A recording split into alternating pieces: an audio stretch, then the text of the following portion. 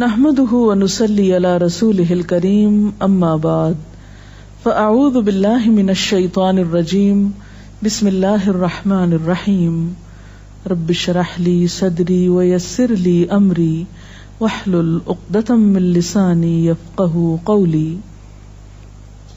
ہماری گفتگو کا موضوع ہے صبر و برداشت.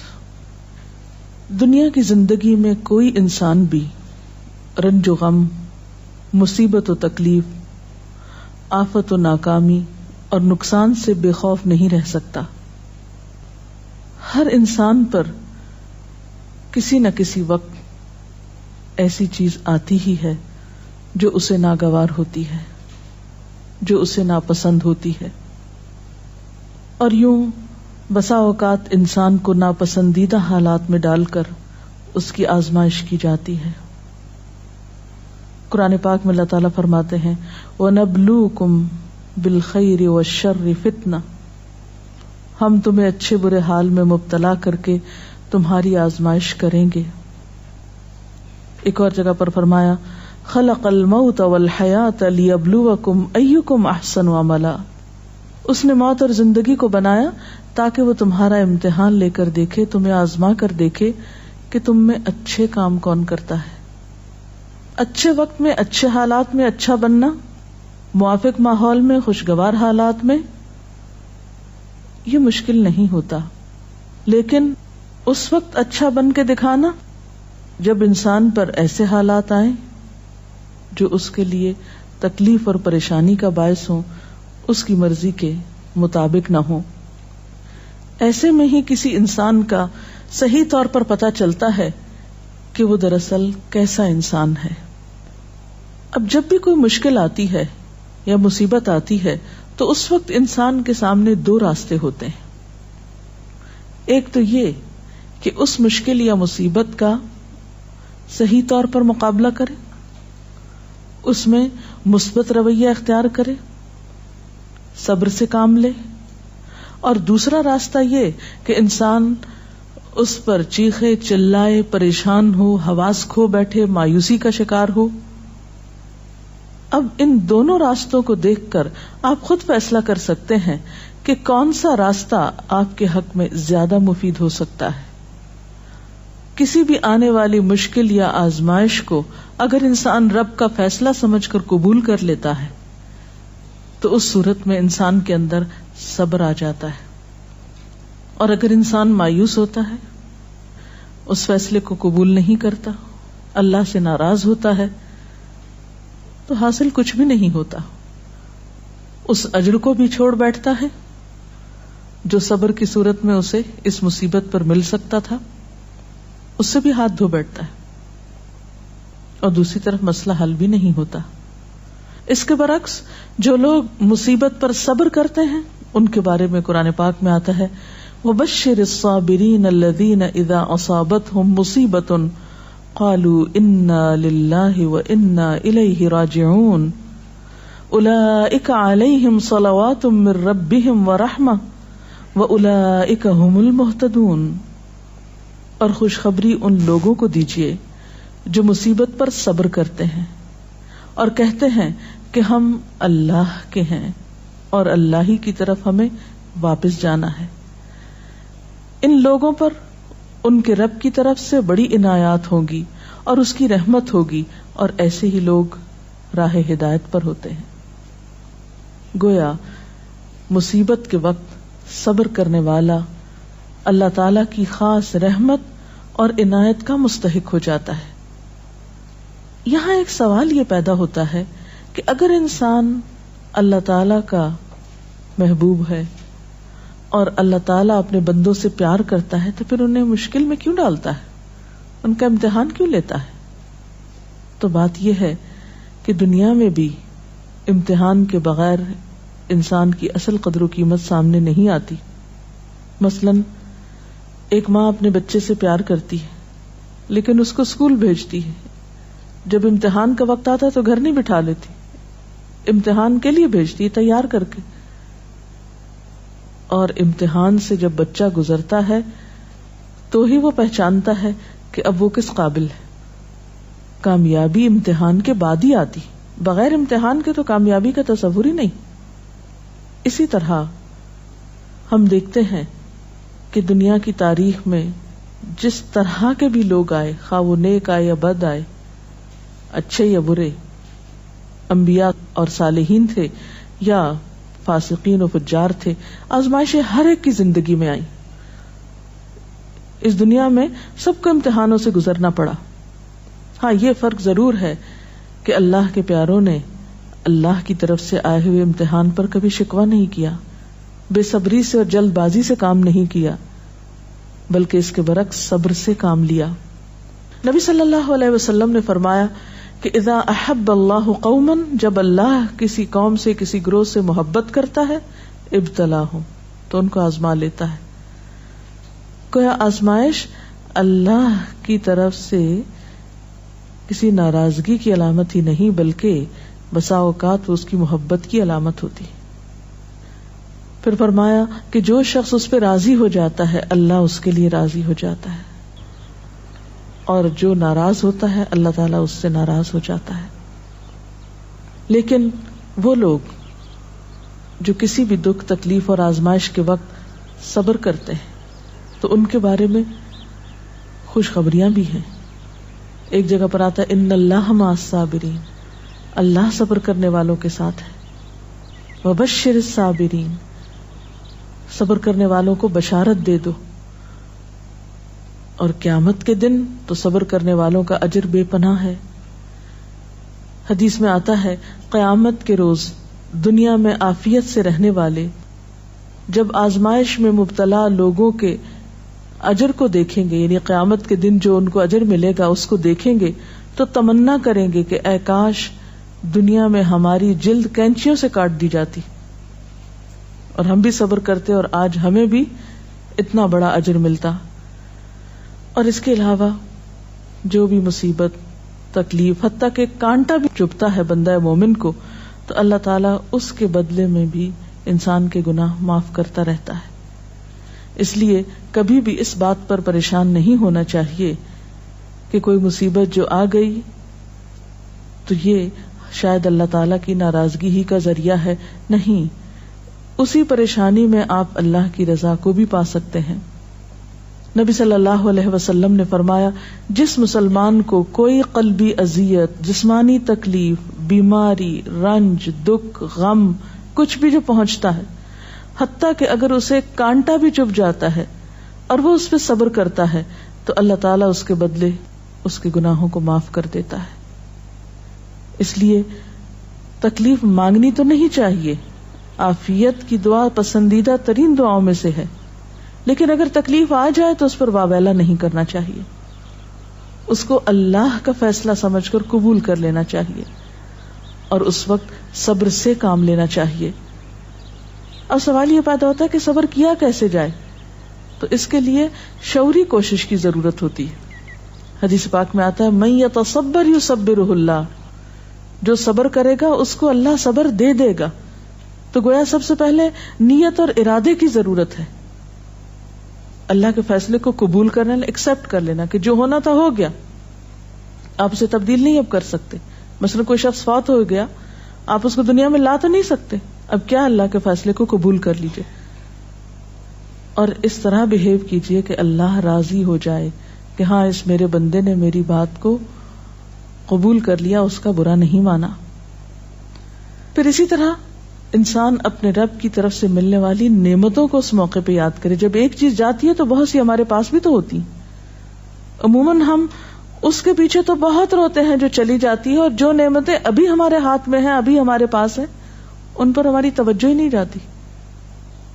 مثلا خدا نخواستہ بچوں میں سے اگر ایک فوت ہو گیا تو باقی تو ہیں. اگر خدا نخواستہ اولاد نہیں تو والدین تو ہیں، وہ نہیں بہن بھائی تو ہیں. صحت سلامتی عطا کی ہے، اگر انسان ان کا احساس کرتا رہے، ان کا ذکر کرتا رہے، ان کو تسلیم کرتا رہے تو انسان کے اندر صبر و رضا کی کیفیت پیدا ہوتی ہے. اور پھر اگر پھر بھی دل میں صبر نہ آئے تو ان لوگوں کے حالات پر نظر ڈالی جائے جو ہم سے زیادہ مصیبتوں کا شکار ہیں. اگر ہم کسی ایک بیماری میں خدا نخواستہ مبتلا ہیں تو ان لوگوں کو جا کر ہسپتالوں میں دیکھیے جو ایک وقت میں کئی ایک بیماریوں میں مبتلا ہیں. تو ہمیشہ تکلیف میں اپنے سے بڑی تکلیف والے پہ نظر ڈالیں گے تو اپنی بھول جائیں گے. اور اس کے ساتھ ساتھ یہ ہے کہ انسان کو دعا بھی کرتے رہنا چاہیے. قرآن پاک میں بھی ایسی دعائیں ملتی ہیں جیسے ربنا افرغ علینا صبرا وتوفنا مسلمین، ربنا افرغ علینا صبرا وثبت اقدامنا. ان دعاؤں کو بھی پڑھنا چاہیے. تو اللہ کا ذکر، اس کی دی ہوئی نعمتوں کا شکر انسان کے لیے صبر کے معاملے کو آسان کر دیتا ہے. اور حقیقت یہ ہے کہ صبر سے بڑھ کر کوئی چیز نہیں جو انسان کے لیے اتنی فائدہ مند ہو، جیسا کہ ایک بخاری کی حدیث میں آتا ہے ما اعطی احد عطاء ما اعطی احد عطاء خیرا واوسع من الصبر. صبر کی توفیق سے بڑھ کر سمجھ لو کہ بہتر اور عمدہ نعمت کسی اور کو نہیں ملی. یعنی جس کو صبر کرنے کی توفیق ہو گئی، ہمت ہو گئی، تو سمجھ لیجئے کہ اس کو سب سے بڑھ کر نعمت مل گئی. یہ توفیق رب کی نعمتوں میں سے ایک بڑی نعمت ہے. اور ایک اور روایت میں تو صبر کو آدھا ایمان کہا گیا، صبر نصف الایمان. اور مومن کا حال کچھ یوں بتایا گیا، یعنی مومن کی شان آپ صلی اللہ علیہ وسلم نے فرمایا کہ مومن کی شان بھی عجیب ہے، اور یہ شان مومن کے سوا کسی اور کو نصیب نہیں ہوتی. ان اصابتہ سراء شکر فکان خیر لہ وان اصابتہ ضراء صبر فکان خیر لہ. کہ اگر اسے راحت اور خوشی ہوتی ہے تو وہ شکر کرتا ہے، اس طرح اپنی نیکی کو بڑھا لیتا ہے. اور اگر اسے کوئی تکلیف پہنچتی ہے تو صبر کرتا ہے، اور اس سے وہ اپنے درجے بڑھا لیتا ہے. تو گویا صبر ہر حال میں انسان کے لیے فائدہ مند ہے اور انسان کے درجات کو بڑھانے کا ذریعہ ہے. اس کے برعکس بے صبری انسان کے لیے کسی طور پر بھی فائدہ مند نہیں. بے صبری سے کوئی کام نہیں بنتا، بے صبری سے کوئی بھی نتیجہ نہیں نکلتا. آپ تقدیر کے کسی فیصلے کو پلٹا نہیں سکتے.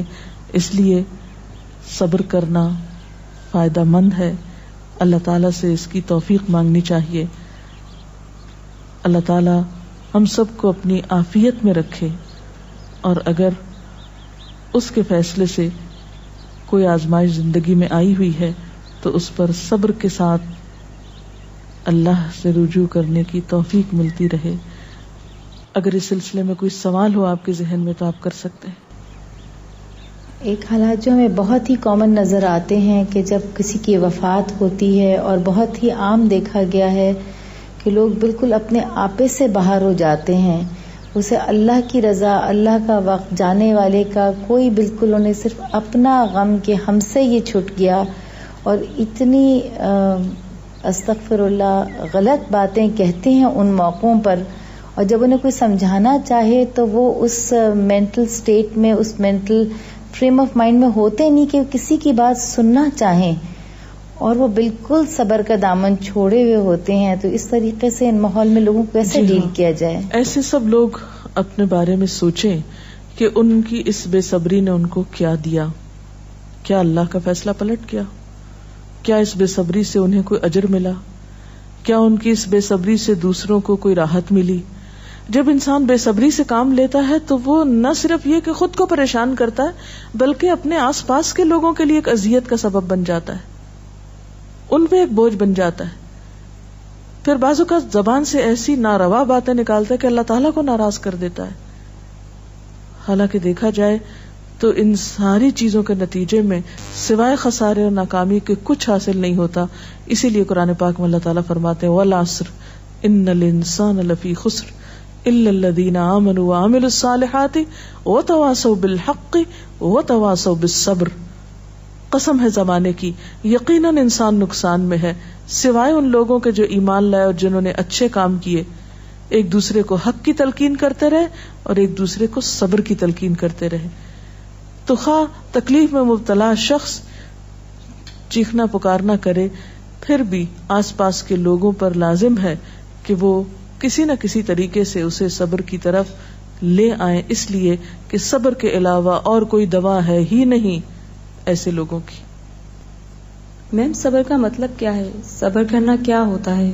صبر کا معنی ہوتا ہے اپنے آپ کو روک لینا، یعنی نیگیٹو ریئیکشن سے روکنا، منفی رویے سے روکنا، ناپسندیدہ حالات میں ناپسندیدہ طرز عمل سے خود کو روکنا، اور ایسے موقع پر ہمت اور دلیری سے کام لیتے ہوئے وہ طریقہ اور وہ طرز عمل اختیار کرنا جو اللہ تعالی کی رضا کا باعث بنے. انسان اسفل سافلین میں نہ جا گرے، اپنے درجے سے انسانیت سے نیچے نہ اترے، اپنی زبان اپنے طرز عمل سے کوئی ایسا مظاہرہ نہ کرے جو انسانیت کے خلاف ہو، ایک مسلمان کی شان کے خلاف ہو، جو اللہ کو ناراض کرنے والا ہو. اسی رویے کا نام صبر ہے. رسول اللہ صلی اللہ علیہ وسلم کی زندگی سے میڈم کی مثال بتائیں، جب ان کو کوئی بہت بڑا لاس ہوا ہو یا کوئی ان سے بچھڑ گیا ہو تو ان کا کیا رد عمل ہوتا تھا؟ اس میں ہم بے شمار مثالیں دیکھتے ہیں. مثلاً آپ دیکھتے ہیں کہ سفر طائف کے موقع پر جب آپ صلی اللہ علیہ وسلم کو لوگوں نے پتھروں سے مارا، آپ پہ آوازیں کسے، آپ نے ان کو بد دعا تک نہیں دی، خاموشی اختیار کی، پیدل چلتے آئے، پھر ایک باغ میں آ کر آپ نے آرام فرمایا. جبریل امین حاضر ہوئے کہ اگر آپ اجازت دیں اور آپ چاہیں تو ان لوگوں کو 2 پہاڑوں کے بیچ میں پیس کے رکھ دیا جائے. لیکن آپ نے اس موقع پر بھی کوئی بات ایسی زبان سے نہیں نکالی، بلکہ کیا فرمایا کہ اللہ ان کو ہدایت دے، شاید ان کی نسلوں میں سے کوئی ایسا شخص ہو جو ہدایت پا جائے. اور ہم دیکھتے ہیں کہ محمد بن قاسم اسی قبیلے سے تعلق رکھتا تھا جس کی وجہ سے سندھ فتح ہوا اور یہاں اسلام کا دورہ ہوا. اثرات کہاں تک پہنچے صبر کے. اسی طرح اپنی اولاد کے معاملے میں آپ کے بیٹے ابراہیم، جن سے آپ کو بہت پیار تھا، جب وہ فوت ہوئے تو وہ آپ کی گود میں تھے اور آپ کے آنسو ٹپ ٹپ گر رہے تھے. لوگوں نے دیکھا تو کہا اللہ کے رسول صلی اللہ علیہ وسلم آپ بھی روتے ہیں؟ فرمایا کہ ہاں، یہ تو رحمت کی علامت ہوتی ہے. آنکھ آنسو بہاتی ہے، دل غمگین ہوتا ہے، لیکن زبان سے وہی نکلے گا جو اللہ کی رضا ہوگی، یعنی زبان سے کوئی ناپسندیدہ بات نہیں نکلے گی. اسی طرح جنگ احد کے موقع پر جب آپ کا دانت شہید کر دیا گیا، اس موقع پر بھی آپ نے کس طرح صبر و رضا سے کام لیا. تو گویا خواہ کوئی جسمانی تکلیف ہوئی آپ کو، یا اولاد کی طرف سے تکلیف اور غم پہنچا، یا اللہ کے راستے میں جب کہیں ستائے گئے، تو کسی بھی موقع پر آپ نے کبھی کوئی ایسا طریقہ اختیار نہیں کیا کہ جو اخلاق سے کم ہو. اسی لیے آپ کو یہ اعزاز نصیب ہوا کہ انک لعلی خلق عظیم، بے شک آپ اخلاق کی عظمتوں پر فائز ہیں. اور واقعی بہترین اخلاق اس وقت کسی کا پتہ چلتا ہے، اور بہترین اخلاق والا وہی ہو سکتا ہے جو ایسے موقع پر بہترین اخلاق کو ثبوت دے جب حالات اس کے موافق نہ ہوں، اس کے خلاف ہوں، اس کے نفس کو ناگوار ہوں، اس کے لیے تکلیف دہ ہوں، پریشان کن ہوں. صبر کے معاملے میں ہم عورتیں جو ہیں عموماً بے صبری کا زیادہ مظاہرہ کرتے ہیں، خاص کر جیسے کہیں اموات ہو جائے یا کچھ ہو جائے. لیکن کچھ ایسی خواتین بھی ہوتی ہیں جو اس وقت بہت زیادہ صبر کرتی ہیں، لیکن پھر وہی ہماری جو ہم عورتیں جو ہے اس وقت اس کو یہ طعنہ دیتی ہیں بہت سنگ دل ہے، سخت دل ہے. اور وہ تو اس معاملے میں جو ہے امہات المومنین کی کوئی ایسی مثالیں ہوں جو کہ بھئی اس طرح انہوں نے تکالیف میں صبر کیا، اور ہم عورتوں کا ایسے معاملے میں کیا کردار ہونا چاہیے کہ ایسے جو صبر کرتی ہیں خواتین. اس میں آپ دیکھیے کہ حضرت ام سلیم ہیں جن کا بچہ بیمار ہے، شوہر بیمار بچے کو چھوڑ کر جاتے ہیں، واپس آتے ہیں تو بچہ فوت ہو چکا ہوتا ہے. بیوی بہت صبر سے کام لیتی، یعنی ام سلیم جو ہے بہت صبر سے کام لیتی ہیں، بچے کو ڈھانپ دیتی ہیں، شوہر کا استقبال کرتی ہیں، ان کو کھانا کھلاتی ہیں، آرام کرنے دیتی ہیں، اور پھر بہت عمدہ طریقے سے ان سے کہتی ہیں کہ اچھا ابو طلحہ یہ بتاؤ کہ اگر کوئی شخص تمہارے پاس اپنی امانت رکھے اور پھر امانت لینے کے لیے آ جائے تو تم کس طرح واپس لوٹاؤ گے؟ تو کہنے لگے کہ خوشی کے ساتھ لوٹاؤں گا. پوچھا تم ناراض تو نہیں ہوگے کہ وہ اپنی امانت کیوں لینے کے لیے آگے، یعنی واپس کیوں لے رہا ہے؟ کہا کہ نہیں، ناراضگی کس بات کی؟ تو کہنے لگے کہ دیکھو تمہارا بچہ تمہارے پاس اللہ کی امانت تھا، تمہاری ملکیت نہیں تھا، اللہ کی طرف سے ایک نعمت ملی ہوئی تھی، اللہ تعالیٰ نے اس کو واپس لے لیا. یعنی کس قدر خوبصورت انداز میں وہ اپنے بچے کی وفات کی خبر اپنے ہی شوہر کو دیتی ہے. کوئی رونا دھونا نہیں، کوئی واویلا نہیں، کچھ بھی نہیں. اسی طرح جنگ احد میں ایک صحابی ہیں جن کے شوہر، جن کے بیٹے، جن کے باپ، جن کے بھائی شہید ہوتے ہیں. ان کو ہر ایک کی شہادت کی خبر سنائی جاتی ہے، لیکن وہ کہتی ہیں مجھے اللہ کے رسول صلی اللہ علیہ وسلم کے بارے میں بتاؤ کہ ان کا حال کیا ہے. اتنے رشتوں کے جانے پر کس قدر صبر سے کام لے رہی ہیں. ایک نہیں بے شمار مثالیں ایسی ہیں، اور اسلام تربیت بھی ایسے ہی کرتا ہے انسان کی. عرب کی ایک مشہور شاعرہ ہیں مرثیہ نگار. دور جاہلیت میں ان کا بھائی صخر فوت ہو گیا. بھائی سے بہت محبت تھی. اس کے فوت ہونے پر بہت دردناک مرثیہ لکھا. کہتی ہیں کہ این یجودا ولا تجمدا الا تبکیانی لصخر الندى، اے میری دونوں آنکھوں بس بہتی ہی رہو، کیا تم صخر بھائی کا نام تھا، صخر کے لیے روگی نہیں جو بہت ہی سخی تھا، خود بھی روتی تھی اوروں کو بھی رلاتی تھی. اور اس کے ساتھ ہی یہ کہ سیاہ رنگ کی کہتے ہیں کہ اس نے چولی پہن رکھی تھی کہ مرتے دم تک نہیں اتاروں گی، یعنی ہر وقت ایک غم کا سمبل بنی ہوئی تھی. جب اسلام لائیں، ایمان لائیں، تو اس کے بعد ایک جنگ میں ان کے 4 بیٹے اکٹھے شہید ہوئے اور ایک آنسو نہیں بہایا. انتہائی صبر کا مظاہرہ کیا.